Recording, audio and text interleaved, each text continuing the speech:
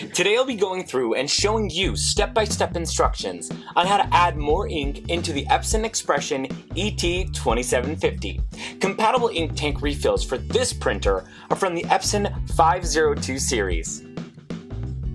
Let's get started. First, lift the scanning bed and open the ink tank cover and the cap for the black ink tank. Now that we're where we need to be, we're going to take the ink out of the packaging. For this printer, your black ink is located farthest on the left, followed by your yellow, magenta, and cyan in that order.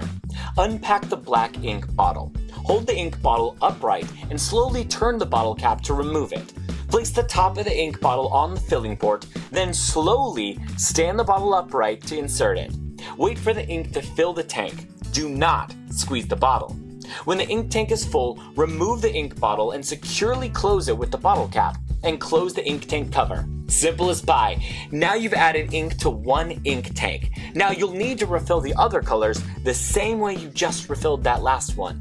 If turned on, the printer should automatically start recognizing the refilled ink tank to begin the printing process.